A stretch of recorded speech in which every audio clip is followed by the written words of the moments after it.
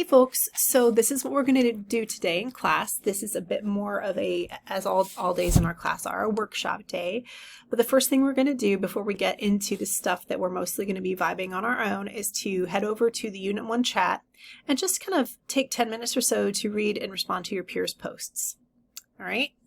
And then from there, we are going to continue learning about infodoodling by checking out this chapter of the Doodle Revolution, where we're developing our visual literacy. So we're working through pages 41 to 63 of this fun little workbook, right? And what we're going to be doing is, as you're reading, I want you to grab your doodling materials, whether you've got a tablet or whether you have pens and paper, and you are actually going to complete each one of these listed infodoodle exercises that are in here that are giving you that kind of like foundational info about how to create the infodoodle, right? So practice those, like complete each one. What I would do is like create this sort of like, do all your practices on the same page or on the same screen, because I'm going to ask you to share it later. All right, so we're going to spend the majority of class, like 75–80% of class, doing this, right? Which is why some of you might decide once you know what is going on, like if you're in person, you can totally bounce and do this elsewhere,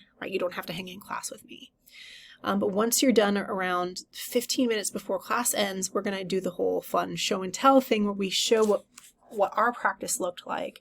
So we're going to take a photo or a screenshot of our doodles, and then we're going to reflect on our biggest takeaways from what we've learned about visual literacy. And we're going to head over to the Unit 1 Doodle channel, and we're going to craft a 3 to 4 sentence post that communicates our thoughts on the exercise. You know, they're not going to be like huge explosive thoughts, but you know, they're going to be fun, right?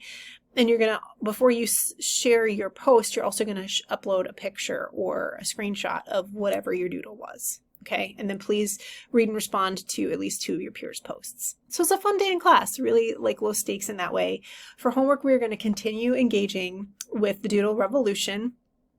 We're going to be reading 64 to 143. It seems like a lot, but remember these pages are like ridiculously, sparse, right?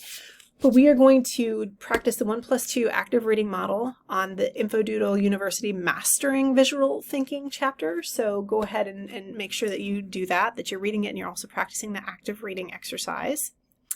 And then once you're done that, head over to the Unit 1 chat and just kind of share your, key takeaways from this chapter of the book. You don't need to respond to your peers' posts in the forum because we are going to be doing that at the beginning of class in our next meeting. And once again, too, you are going to want to make sure that you have any supplies that you need on hand for Thursday's class, because we're going to be doing some more like hands-on work with infodoodling. Remember too, again, that you can join us in person or remotely, totally up to you, but we are going to be doodling again on Thursday. All right, be well.